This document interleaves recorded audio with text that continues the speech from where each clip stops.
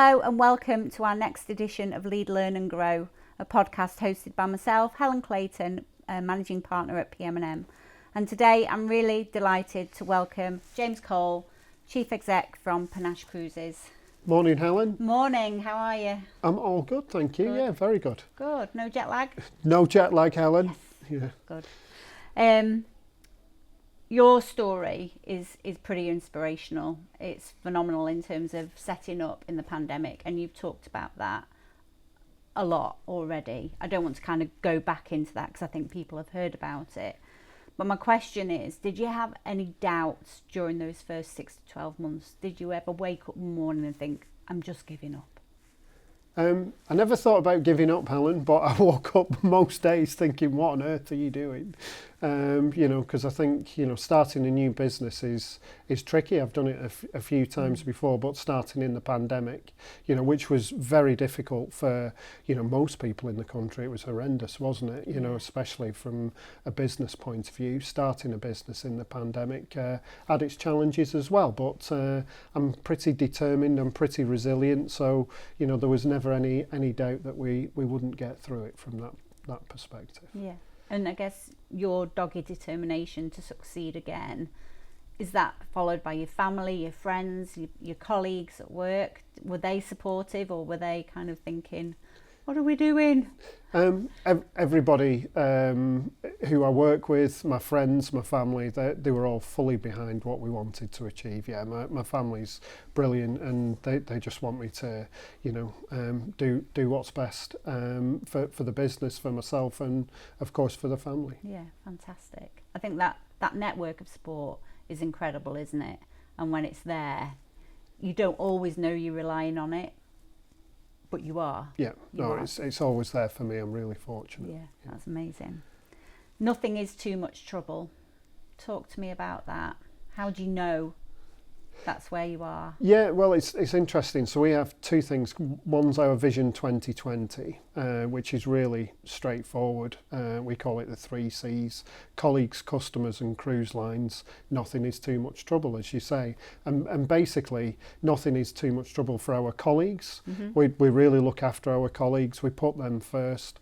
Our customers as well. We offer real high-end customer service, and we're all about the long-term relationship with our cruise line partners. And our Vision 2020 is all about setting those right foundations for the business so that we can build and we can hit our Mission 2030, which is to become the world's biggest seller of luxury and ultra-luxury cruises. That's amazing. So previous experience in other businesses, what have you learned that's then established that Vision 2020? Yeah, it's just about setting up the foundations correctly, having a bit of a longer term mindset. So with colleagues, for example, we take on a lot of apprentices. Yeah. So you have to have a long term mindset when you're taking on apprentices, because they don't impact your business necessarily from day one, but they will do after 12 months or 18 months. With customers, again, it's about fostering that long term relationship with our customers, which we've done really successfully, and the same with our cruise line partners, just making sure we have those long-term relationships.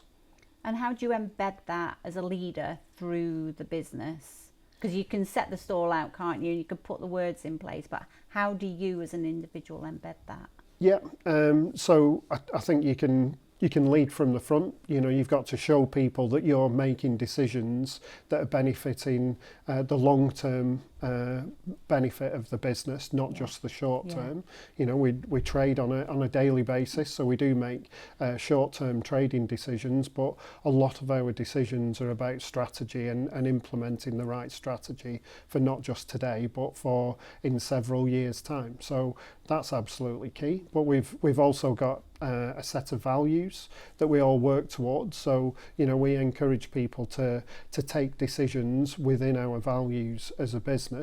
And we also work with some really good people outside of the business as well. So, for example, from a colleague perspective, we do quarterly cultural reviews, Oh, okay. and work with an external agency who help us with that, so we can make sure that, you know, when we're doing exactly what we're planning on doing, and we're learning from our cultural reviews and implementing new things each and every month.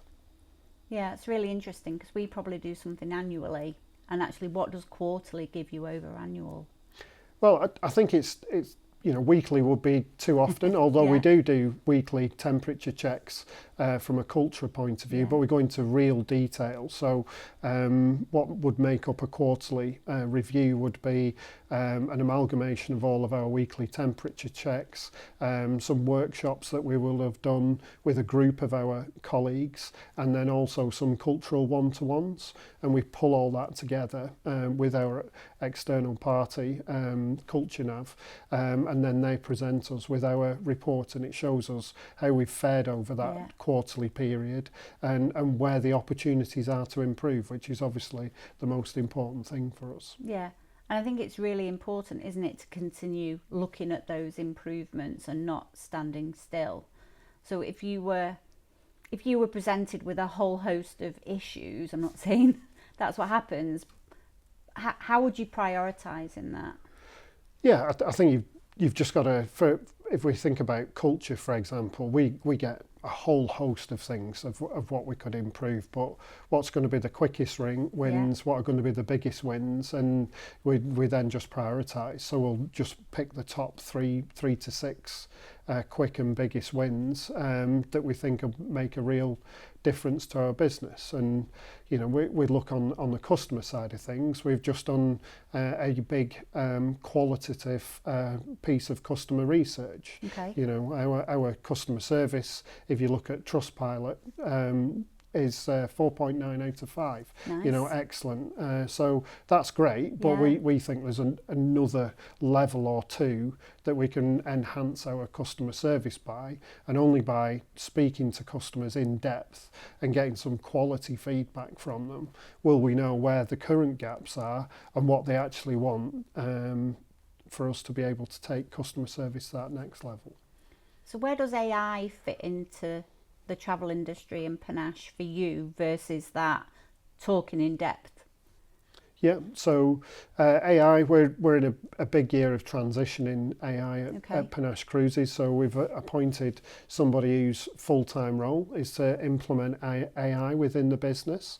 But I always have the view that technology and now AI is there to enhance customer service, enhance what we do with our colleagues, rather than replace it. Yeah. So everything that we're doing with AI, and there's going to be some real significant implementations that we do over this year, will be all about supporting, it'll all about be enhancing what we've already got. So making sure that people can do a better job, making sure our customers get better customer service because of our implementations, rather than replacing that customer service with AI. With AI. So as a customer, you would perhaps feel happier through better service, but you wouldn't necessarily know that it's AI has played a part in that behind the scenes. Am I right? Yeah, so AI, I can give you one small example. So AI, we've just implemented a system where AI listens to every single call that comes into our business, and we'll rate that call that we've predetermined exactly what that should look like. Yeah. So previously it would have taken a significant amount of time for somebody to listen to find a call, listen to a call, rate the call, and then feed back to the connoisseur, whereas now we can, and probably our connoisseurs, that are our salespeople, are probably only getting 2 or 3 calls a month that were rated. Now we can do every single one.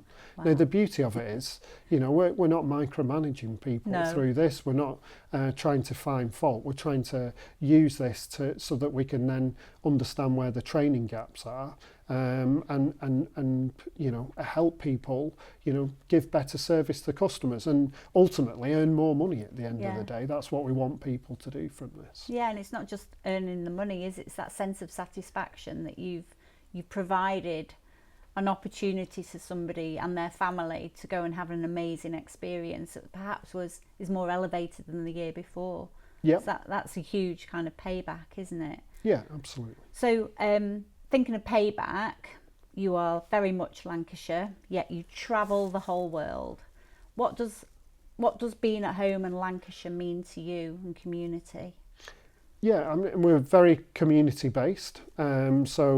We have our office in Chorley in Lancashire, but we also have an office in Orlando, Florida, that we opened in June 2024. But the great thing about technology again is that we're able to do all of our marketing from Lancashire. We're able to do all of our supplier relations. So even though we're speaking to cruise lines in the US, most of the time that's over Teams, for example. We do go out and visit them several times a year, of course. But it just means that we've, the hub of our business is always going to be based in Lancashire, even though we're selling to the US public as well. So, and we do a lot of things in the community as well. So we've 15 of us have just climbed Kilimanjaro. We've just raised a significant amount of money for that as well. So we're always looking to, and our apprentice program as well. We're always looking to work closely with the community. So let me pick up on Kilimanjaro. You can't just go and do that. That requires excessive training.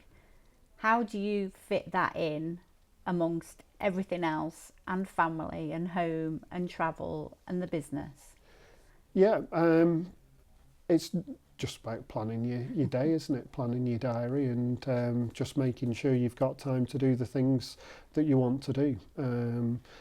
Kilimanjaro, there was definitely some preparation that was needed to be done, but it was great fun when we were there. The summit day was pretty grueling, 22 hours of walking. Wow. In the day at nearly 6,000 metres of altitude. So that was a pretty tough day, but like starting a business, it's just you put one foot in front of the other and you keep going, don't you? You keep going, you do. So the business has won multiple awards, and that's fantastic, and it's testament to the drive and the passion and the vision and the mission. If you had to select one, which one would it be? Yeah, that's great. We've won some nice growth awards this year, and we've won some travel industry based awards. But the ones that mean the most to us are the best workplace. We've won several of those, and they mean the most because, at the end of the day, people are in work for a lot of their life, a lot of hours, a lot of dedication, and it means a lot to us that we're recognised as one of the better workplaces around. I love that. I love that answer. So what do people not know about you? Do you have a hidden talent? Or... Do I have a hidden talent? I don't know. I like playing golf. I don't play too often, but I'm pretty reasonable at golf if I can get a few games in a row.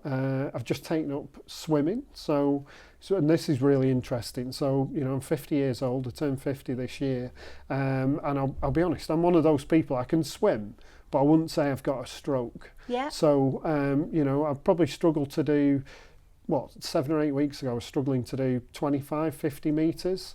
But over the course of the last few weeks, I've had some lessons. And on Friday, I did 1,500 metres, without stopping. So that was great, And again, if you want to do something, you've just got to make it happen, haven't you? And like I say, put it in your diary, make it a priority, and you can make most things happen. And that's one arm in front of another, isn't it? Not one foot. One, I guess so, yeah. Okay, so the investment in the apprentices, that really interests me because it's what we do here at PM+M. Experienced hires bring you knowledge and experience. They might not bring the same values in terms of when you're recruiting, but what is it that drives that investment in the apprentices? Yeah, I think it's great to work with young people. It's great to work with young people who share the same values as our business and want to work within our culture. And it's great to work with young people who also still want to learn as well. Yeah. So I think if you can combine that hunger to develop in the workplace with somebody who also wants to grow academically, I think that's a great combination. And we've found a number of apprentices that fit the bill for us. And again, it's not about taking advantage of somebody who's perhaps a little bit more inexpensive than somebody who's established. It's about investing in people, over the long term. So we've had apprentices since we very, very first started back in 2020, and I'm pleased to say several of them have already got into management positions within the business. So again, that's what it means to us in terms of investing in apprentices and hoping that they're going to be the future of our business. Yeah, and when you come back to the tech and the AI and having new people and younger people, for me, it just is constant challenge, because I, as a leader, have got to keep on top of things as well, and understand different language and different ways of communicating. And I think it's a great challenge to have apprentices in the business as well. Yeah, and I think younger people give you a different perspective on your business as well, absolutely, don't they? Yeah. Absolutely. So our last guest left a question for you, and that question is, what's succession look like for you?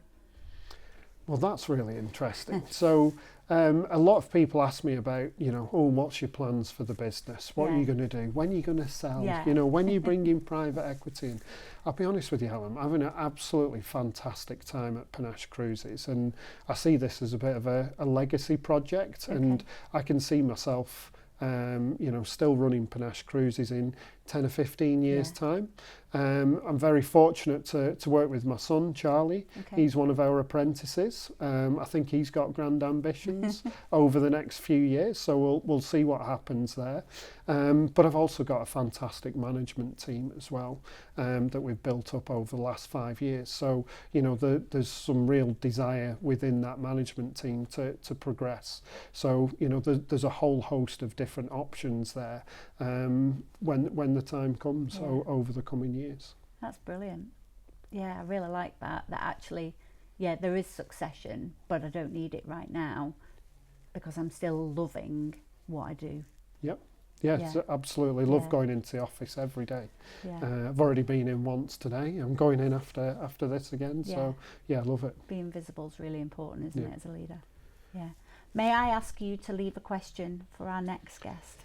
Yes. If you could write it in there, that would be amazing. Oh, right. Do you want me to say what it is? No, don't say what it is. Keep it as a big secret until next time. Thank you. Okay.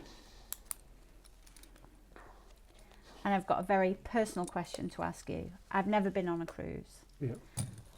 I'm incredibly seasick. What would your advice be? Well, my advice would be to speak to a reputable travel agent, perhaps like Panache Cruises, and we can just talk through different options. So there are massive cruise ships out there that are very, very stable, for example, just to talk about seasickness, but we also sell luxury river cruises as well. So obviously, less movement on the river than on the sea, so that could be a good option for you. Perhaps we'll give the Drake's Passage a miss for your first cruise going to Antarctica, Helen. But perhaps a river cruise or on a bigger ship might be the way forward for you. Right, we'll pick that up then. James, thank you so much. Thanks, Helen. It's been an absolute pleasure. Thank you. Thank you.